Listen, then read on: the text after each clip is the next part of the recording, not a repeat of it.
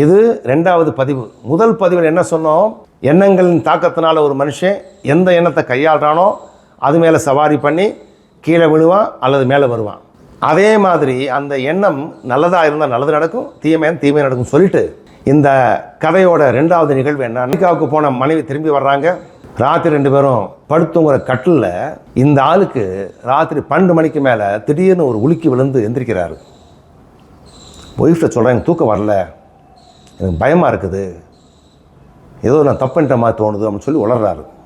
மனைவி சொன்ன, என்னாச்சு சொல்லுங்கள். சொல்லலை, ஒரு விஷயத்த சொல்லலை. இது மாதிரி 4 நைட்டு தூக்கம் இழந்ததுனால ஏதோ ப்ராப்ளம் வந்து என்கிட்ட கன்சல்டேஷனுக்கு வராங்க. இது மாதிரி ஸ்லீப் டிஸார்டரு, ஏதோ புலம்புறாரு, ஏதோ சொல்கிறாரு. அப்புறம் அந்த அம்மாட்ட சொன்னேன், அம்மா நீங்கள் போங்க, இவர்கிட்ட நான் விசாரிச்சுக்கிறேன் அப்படின்னு சொல்லிட்டு இவர் விசாரிக்கும் போதே கதையெல்லாம் சொல்கிறார். சரி ஐயா, நீ தான் தவறு பண்ணலையில, அப்புறம் ஏன் இந்த ராத்திரியில் இந்த பயம்?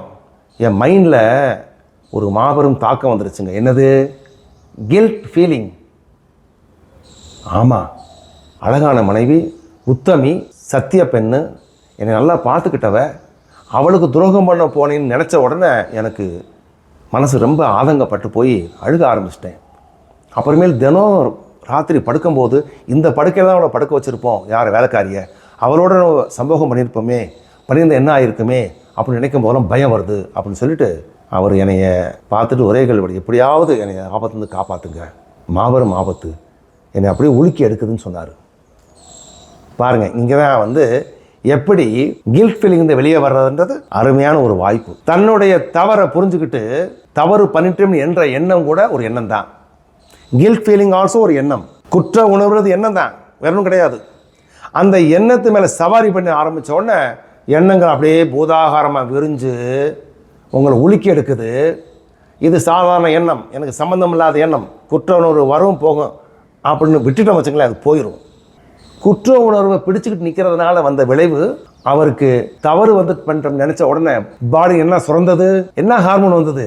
கார்டிசால், ஆட்ரினலின் சொல்லி 2 ஹார்மோன் சுரக்குது. அந்த ஹார்மோன் சுரந்து பாடியில் ரத்தத்தில் போன உடனே பாடியில் டென்ஷனு, ஸ்ட்ரெஸ் வந்ததில் தூக்கம் போயிடுச்சு அவருக்கு. எண்ணம் எவ்வளோ பவர்னு பாருங்கள். அந்த குற்ற எண்ணங்களை இவர் கையாண்ட விதம் தவறானதுனால, பாடியில் கெமிஸ்ட்ரி மாறதுனால, ஹார்மோன் தேவையில்லாத வந்ததுனால அவருடைய மன வாழ்க்கையில் ஒரு பெரிய இழப்பு வர்றதுக்கு வாய்ப்பு இருந்ததை மாற்ற முடிஞ்சது. எப்போ? ஒரே வார்த்தை சொன்னேன், எல்லாம் எண்ணம், எல்லோரும் எண்ணம் சொன்னேன் இல்லையா? இந்த எண்ணம், இந்த குற்ற உணர்வு எண்ணம் தான், விட்டுருங்க, அதை வந்தது தவறே கிடையாது. என்னது? அந்த எண்ணம் தவறு இல்லையா? இல்லவே இல்லை. உங்கள்கிட்ட இருந்ததானே வந்துச்சு, சட்டியில் இருந்தது அகப்பையில் வந்தது, அது எப்படி தவறாக முடியும்? சட்டியில் இல்லாமல் வர முடியாது இல்லையா? நீங்கள் போட்ட எண்ணம் வருது, வந்த எண்ணத்தை விட்டுருங்க, அது போயிடும். வந்த எண்ணங்களை பிடிச்சி வச்சிங்களே உங்களை வந்து ஆபத்தில் வைக்கும். வந்த எண்ணம் எது? நான் தவறு பண்ணியிருப்பனோ, தவறு பண்ண என்ன ஆகிருக்குமோ அப்படின்ற பயம் வந்ததில்ல, அந்த பய உணர்வு தான் உங்களை இவ்வளோ ஆக்குனது. அதனால் இன்றைக்கு இருந்து வந்த எண்ணத்தை கையாள வேண்டாம். அப்போ குற்ற உணர்வு என்ன வந்தால் பரவாயில்லையா, வரட்டும், பிடிக்காதீங்க. அகத்தில் வருது, பிடிச்சி சவாரி பண்ணாமல் விட்டுருங்க. அதை செய்ய வேண்டிய வேலை வெளியே தான் வேலை. என்ன வேலை? மனைவி நல்லா கவனிச்சுக்கிறது, நல்லா சாப்பாடு சாப்பிட்றது, சினிமா கூப்பிட்டு போகிறது, ஜாலியாக இருக்கிறது. அடுத்த வேலையை செய்ய ஆரம்பிங்க. புரிஞ்சுக்கிட்டீங்களா? இந்த சஜஷன் கொடுத்தேன் அவருக்கு. வந்த உடனே என்ன பண்ணேன், போங்க, எங்கள் வீட்டில் ஒரு பெரிய வெங்காயம் வச்சுருக்கேன், பெரிய வெங்காயம், அந்த வெங்காயத்தை பொடிசாக வெட்டுங்கன்னு சொல்லி கத்தியை கொடுத்து வெட்ட சொன்னேன். எல்லாருக்கும் சொல்கிற இதே டெக்னிக் தான். அவங்க அருமையாக அழகாக வெட்டினாங்க, ரொம்ப பொடிசாக வெட்டினாங்க. ஒரு 16 நிமிஷங்க. இப்போ கேட்டேன், என்ன வந்துச்சா? வரல அப்படின்னாரு. ஏன் வரல? புறத்தில் வேலை செய்ய ஆரம்பிச்சிட்டேன், என் வேலை உள்ளே கிடையாது, வெளியே அப்படின்னு தெரிஞ்சுக்கிட்டேன். அதனால் என்னங்க வரல. இதே வேலையை செய்யுங்க. எப்போல்லாம் வருதோ ஊசி எடுத்துகிட்டு நூல் தைக்க ஆரம்பிங்க, பட்டன் வைங்க, செடிக்கு தண்ணி ஊற்றுங்க, ஏதாவது புறத்தில் வேலையை செய்யுங்க. அதுதான் அதுக்கு தீர்வு.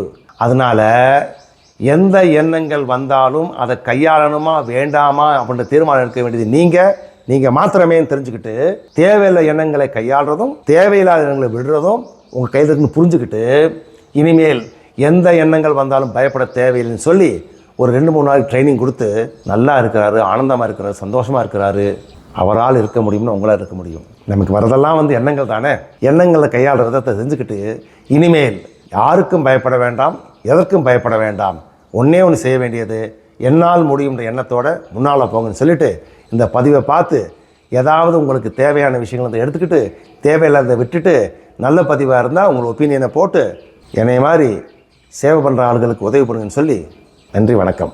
எல்லாமும் நீயே, எல்லோரும் நீயே. நல்ல விஷயங்களை பகிர்வது ஒரு தர்மம். பகிருங்கள். சப்ஸ்கிரிப்ஷன் பட்டனை அமுக்குங்கள்.